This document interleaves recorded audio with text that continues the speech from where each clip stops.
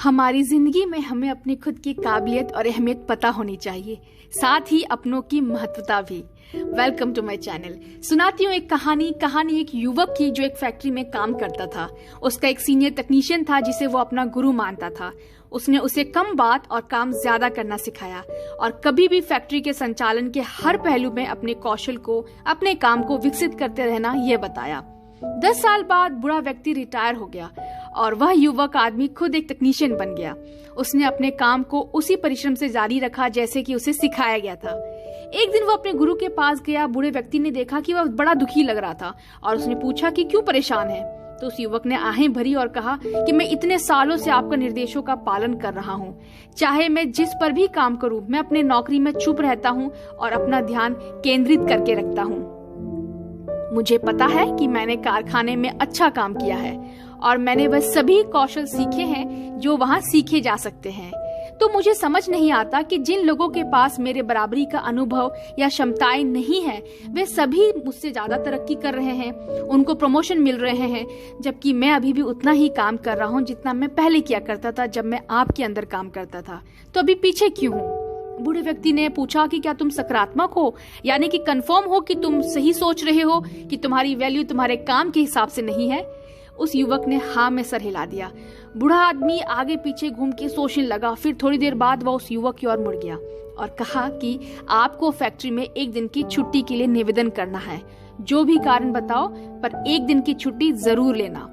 युवक इस बात से हैरान था, ये कैसा सलाह दे रहे हैं, लेकिन खैर उसने अपने गुरु को धन्यवाद दिया और जल्दी से अनुरोध करके समय देने के लिए शुक्रिया बोलकर चले गया। उसने वैसा ही किया जैसे कि उसके सीनियर टेक्नीशियन गुरु ने बोला था। जब वह अपने एक दिन की छुट्टी के बाद काम पर वापस आया तो प्रबंधक यानी कि मैनेजर ने उसे कार्यालय में बुलाया और कहा कि उसकी गैर हाजिरी में काम अच्छी तरह से नहीं हो पा रहा था।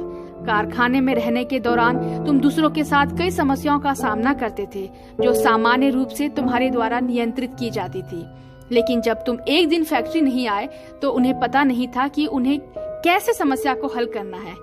इससे मुझे समझ आया कि तुम्हारी कारखाने के कामों में क्या वैल्यू है। प्रबंधक धन्यवाद कहा और उसे प्रोत्साहित करने के लिए वरिष्ठ टेक्नीशियन का पोस्ट देने का फैसला किया और उसकी प्रमोशन कर दी और उसे अच्छे काम को जारी रखने को कहा। युवा अपने गुरु की बुद्धिमत्ता के लिए आभारी था। उसने सोचा कि यह सफलता का रहस्य है। जब भी उस युवक को ऐसा महसूस होता कि वह किसी से अधिक काबिल है या के हिसाब से सैलरी नहीं मिल रही है, तो वह ये सेम तरीका अपनाता था। एक दिन जब वह अगले दिन वापस आया, युवक ने पाया कि उसे कारखाने में जाने से रोका गया, जिससे उसे पता चला कि उसका रोजगार समाप्त हो गया है। इसे सुनकर वो अचंभित रह गया। वो सोचने लगा, ऐसा क्या गलती हुई मेरे से जिससे मेरी नौकरी चली गई। वह फिर इस बात को समझने के लिए अपने गुरु के पास फिर जाता है। उसने बड़े निराश मन के साथ पूछा कि क्या मैंने सब कुछ नहीं किया जैसे आपने निर्देश दिया था? उस युवक को गुरु बोलते हैं कि वास्तव में आपने नहीं किया, क्योंकि आपने केवल आधा सबक सुना था। बूढ़ा आदमी जो उस युवक का मेंटोर था समझाया कि कोई भी प्रकाश बल्ब पर ध्यान नहीं देता है जो हमेशा प्रकाशित रहता है। जब वो रोशनी देना बंद कर दे यानी फ्यूज हो जाए तो लोग अचानक से नोटिस करते हैं। आप इस समझ को लागू करने के लिए इतने उत्सुक थे कि आपने आगे की आधी बात सुनने से पहले ही छोड़ दिया। इस बात से युवक को एहसास होने लगा कि शायद उसने एक बड़ी गलती की है। मेंटोर ने धीरे धीरे अपनी बात पूरी की। दूसरा आधा अधिक महत्वपूर्ण था कि यदि एक प्रकाश बल्ब बार बार बंद हो जाता है तो आज नहीं तो कल इसे दूसरे बल्ब के साथ बदल दिया जाएगा जो अधिक विश्वसनीय हो, जो प्रकाश हो। कहते हैं कि कभी कभी ज्यादा परवाह करने से लोग आपको सस्ता समझ लेते हैं। जरूरत से ज्यादा अवेलेबल रहोगे तो कोई याद नहीं करेगा। इस युवक की कहानी से ये पता चलता है कि जब तक आप अपनी काबिलियत या अहमियत नहीं समझेंगे, तब तक आप दूसरों से एक्सपेक्ट मत कीजिए कि वो आपको समझे, उस टेक्नीशियन की तरह जिसे अपनी अहमियत बतानी पड़ी।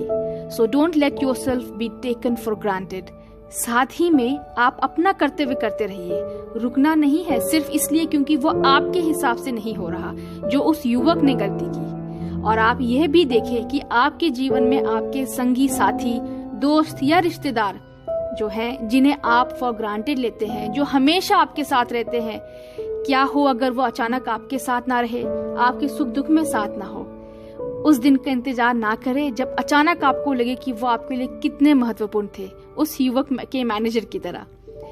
आज ही धन्यवाद किस्मत का कि वे आपके साथ है, वे दोस्त, वे परिवार जो आपके लिए इतने महत्वपूर्ण है, वे महत्वपूर्ण लोग आपके जीवन में हैं जो आपके बारे में इतना सोचते हैं, आपकी परवाह करते हैं। उम्मीद है आपको ये बातें पसंद आई होंगी। मिलते हैं फिर कुछ अच्छे शब्दों के साथ, एक नई कहानी के साथ।